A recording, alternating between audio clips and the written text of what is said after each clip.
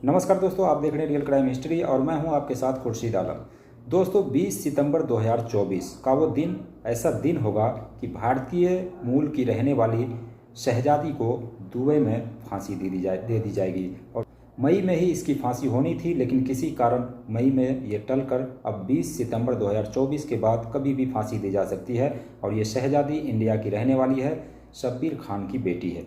अब आइए जानते हैं इस लड़की का आखिर गुनाह क्या है और क्यों इसे दुबई की अदालत ने फांसी की सज़ा सुनाई है। और दोस्तों सबूत की बात करें इसके खिलाफ तो महज एक ही सबूत के आधार पर इस फांसी को बरकरार रखा गया है और इसको लेकर कोई भी दूसरा कोई पुख्ता सबूत नहीं है। इसके बावजूद क्योंकि इसके हाथों से एक बच्चे की मौत हो गई है ऐसा बताया जा रहा है, लेकिन असलियत क्या है वो आगे आप वीडियो में समझिएगा और खुद हमें बताइएगा कि क्या इसकी गलती थी या नहीं थी। तो शहजादी की उम्र 33 साल है और ये जब इंडिया में रहा करती थी, जब ये छोटी थी, यूपी के बांदा में जो है रहने वाली थी ये। तो बांदा में जब ये रह रही थी तो ये 2-3 बहन थी, लेकिन इस लड़की का खाना बनाते वक्त इसका चेहरा झुलस गया था और चेहरा झुलस जाने की वजह से इस लड़की का जो शक्ल है वो पूरी तरीके से ख़राब हो गया था। अब ये लड़की की शादी की भी बात चली, लेकिन कोई भी लड़का शादी करने से इनकार कर रहा था। इसलिए अब इस लड़की ने, शहजादी ने एक एनजीओ ज्वाइन किया और एनजीओ का नाम था रोटी बैंक। रोटी बैंक एनजीओ से ये जुड़ गई और लोगों की मदद किया करती थी। अब इसी बीच ये जो शहजादी है ये सोशल मीडिया पर काफ़ी एक्टिव रहा करती थी। तो फेसबुक पर इस लड़की को उजैर नाम के एक लड़के से दोस्ती हो जाती है और उजैर जो शख्स था वो भी आगरा का ही रहने वाला था, यूपी का ही रहने वाला था। इन दोनों के बीच दोस्ती होती है 2022 में और इससे दोस्ती इस कदर होती है अब इससे बातचीत भी होने लगी। उजैर का जो एक फूफा है वो पूरे परिवार के साथ दुबई में रहा करता था, दुबई के अबू धाबी में। अब उजैर ने कहा उस लड़की से, शहजादी से, कि अगर तुम बुरा न मानो तो तुम्हारे भले के लिए मैं कह रहा हूँ, तुम्हारा चेहरा ठीक नहीं है और तुम्हें चेहरे को अगर ठीक करवाना है तो मेरी बात मानो, मैं तुम्हें एक नौकरी लगवा देता हूँ, वहाँ पर तुम पैसे कमा करके और विदेश में अपना चेहरे का इलाज करा सकती हो जिससे तुम अच्छी दिखने लगोगी। इसलिए ये जो शहजादी है उस उजैर के बातों में आ जाती है और उजैर जो है उससे पैसे लेता है और कहता है हम तुम्हें दुबई भेजेंगे और दुबई में तुम्हारी नौकरी लग जाएगी और वहाँ पर मेरे फूफा फूफू हैं तो वहाँ पर तुम्हें जाकर किसी तरह का भी कोई दिक्कत होने वाला नहीं है। तुम फूफा फूफी के यहाँ भी काम करना और अपना बाहर भी काम करना और अपना चेहरा ठीक करवा लेना। अब ये जो शहजादी है ये भी सोचती है, क्योंकि यहाँ पर इसकी शादी हो नहीं रही थी, शक्ल उसकी ख़राब हो चुकी थी, तो इसलिए इसने कुछ पैसे इकट्ठा किया और साथ ही जेवर जितने भी थे वो सभी इकट्ठा करके उस उजैर को सौंप दिया और उजैर को करीब 90,000 रुपये उसने कैश दिए, बाकी जेवर उसने दिए। तो उजैर ने 6 दिसंबर 2022 को इस लड़की का जो भी कागजात थे वो वीज़ा के लिए जो है अप्लाई किया गया और उसके बाद 10 फरवरी 2023 को ये जो लड़की है शहजादी दुबई पहुंच जाती है। दुबई पहुंचने के बाद उसके फूफा फूफी के पास रहते थे और उसकी जो फूफी थी, उजैर की फूफी, उसको वो प्रेग्नेंट थी, उसको बच्चा होने वाला था। कुछ ही दिनों बाद बच्चा पैदा भी हो जाता है, जिसके बाद उस बच्चे की देखभाल अब शहजादी के हाथों में थी। अब शहजादी जो है उस बच्चे को देखभाल किया करती थी, उसके घर के काम किया करती थी और साथ ही बाहर का भी वो कुछ काम किया करती थी जिससे उसे कुछ पैसे जो हो जाया करते थे। अब जो उसकी फूफी थी यानी कि उजैर की जो फूफी थी वो नौकरी किया करती थी, तो वो नौकरी पर चली जाती और शहजादी उस बच्चे को देखभाल करती है। अब 4 महीने का जब वो बच्चा होता है तो उसकी तबीयत ख़राब होती है और उससे पहले कई बार उसे टीके भी लग चुके थे। तो बार बार टीका लगाने के बाद ये जो शहजादी है उसको बच्चे को दे करके घर भेज दिया जाता था। इस बार भी ऐसा ही हुआ। शहजादी को साथ ले गई वो बच्चे की माँ और उसको टीका लगा करके शहजादी के साथ उसे वापस भेज दिया और ख़ुद वो ऑफिस चली गई। घर आने के बाद बच्चे की हालत जो है वो बिगड़ने लगती है। बच्चे की हालत इस कदर बिगड़ती है कि फिर उसकी माँ को फ़ोन किया जाता है, वो वहाँ से आती है और बच्चे को लेकर एक प्राइवेट हॉस्पिटल में जाती है। वहाँ जाने के बाद पता लगता है बच्चे ने दम तोड़ दिया है, बच्चे का चेहरा जो वो नीला पड़ चुका था।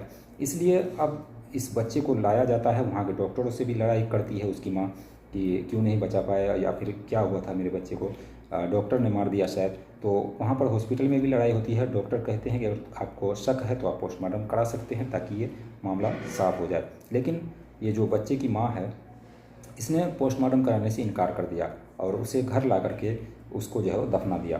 दफनाने के करीब 51 दिन बाद, अब नोट कीजिएगा कि दफनाने के 51 दिन बाद अब ये जो शहजादी है इसके ऊपर ये लोग इल्ज़ाम लगाते हैं। 51 दिन बाद। अब 51 दिन ये लोग कहाँ थे नहीं थे पता नहीं। 51 दिन बाद शहजादी से ये लोग शुरू से ही ये लोग जो है मार पिटाई करते थे और उसको वहाँ से जो भगाने की कोशिश करते थे। अब शहजादी जाती भी कहाँ, अनजान शहर, और वो भी विदेश। तो शहजादी का पासपोर्ट और इसका जितना भी डॉक्यूमेंट था वो सब उसके, वो जो महिला थी वो अपने पास रख रखी थी, और उसके डॉक्यूमेंट्स ले करके अब उसको कहती है कि ठीक है चलो तुम्हें मैं पहुंचा देता हूं इंडिया, तुम इंडिया चली जाना, एयरपोर्ट पहुंचा देता हूं। शहजादी के बहुत ही प्रेशर के बाद शहजादी ने बहुत उसको कहा कि हमें छोड़ दीजिए और हमें इंडिया पहुंचा दीजिए किसी तरीके से। तो पासपोर्ट और वो लेती है और उसको कहता है कि चलो ठीक है हम तुम्हें एयरपोर्ट छोड़ देते हैं। एयरपोर्ट लेकर ये लोग जाते हैं, बल्कि एयरपोर्ट नहीं, शहजादी को धोखे से पुलिस स्टेशन लेकर चले जाते हैं 51 दिन बाद। और पुलिस स्टेशन में जा कर के शहजादी से को जो है कहते हैं कि मेरे बच्चे का इसने कत्ल किया है, और कत्ल का जो सबूत दिखाया जाता है वहाँ पर शहजादी के घर के अंदर ही पहले ही 51 दिन से पहले ही उसने इस तरीके से प्रताड़ना की, उसको मारा गया, पीटा गया और उससे कबुलवाया गया कि बताओ तुमने मेरे बच्चे को ही मारा है। लेकिन शहजादी बार बार ये मना करती रही कि मैंने कुछ भी नहीं किया है, और उस इंजेक्शन का इन्फेक्शन की वजह से वो बच्चा मरा है। लेकिन ये लोग नहीं माने। उसका एक वीडियो बनाते हैं ये लोग और उस शहजादी को घर के अंदर बंद कर देते हैं, उसे नंगा कर देते हैं और ये बोलने पर मजबूर कर देते हैं कि तुम कबूल हो कि इस बच्चे को तुमने कत्ल किया है। जिस पर ये जो शहजादी है वो कबूल लेती है अपने इज्जत के खातिर, क्योंकि उसके बदन पर जो है सारे कपड़े उतार दिए गए थे, जिस कारण उसके बाद उसको कबूलना पड़ा। उसने वीडियो बना दिया और कहा कि वीडियो बना दो, सिर्फ उसके बाद तुम्हें कुछ नहीं करेंगे, इंडिया ले जाएंगे। तो वीडियो बनाने के बाद 51वें दिन जो है इसको लेकर के ये लोग पुलिस स्टेशन पहुंच जाते हैं और वो वीडियो दिखा करके वहाँ पर पुलिस स्टेशन में इसके खिलाफ जो है वो FIR दर्ज करवाते हैं। जिसके बाद शहजादी जो है वो अलवाटवा जेल जो है वो पहुँच जाती है। अलवाटवा जेल में भी अभी भी है।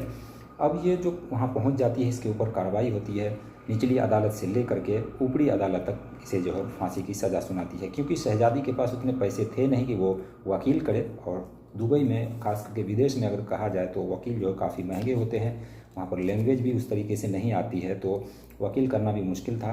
पैसे के अभाव में उसने अच्छा वकील नहीं कर सका, जिसके कारण उसको निचली अदालत से लेकर के ऊपरी अदालत तक फांसी की सज़ा सुना दी गई। अब ये शहजादी को एक दिन जो है वो अपने पिता से बात करने का मौका दिया गया। जेल के अंदर से ही वो अपने पिता से बात करती है और कहती है कि दरअसल मेरी कोई गलती नहीं है, और ये जो सज़ा सुनाई गई है इसमें मेरी कोई गलती नहीं है, मैंने बच्चे को नहीं मारा है। जिसके बाद उसके जो पिता होते हैं शब्बीर खान, वो जो उत्तर प्रदेश के मुख्यमंत्री होते हैं योगी आदित्यनाथ, और प्रधानमंत्री नरेंद्र मोदी के पास भी ये लोग लेटर लिखते हैं और पहुंचकर गुहार लगाते हैं कि उसकी बेटी निर्दोष है, उसे वापस इंडिया लाया जाए।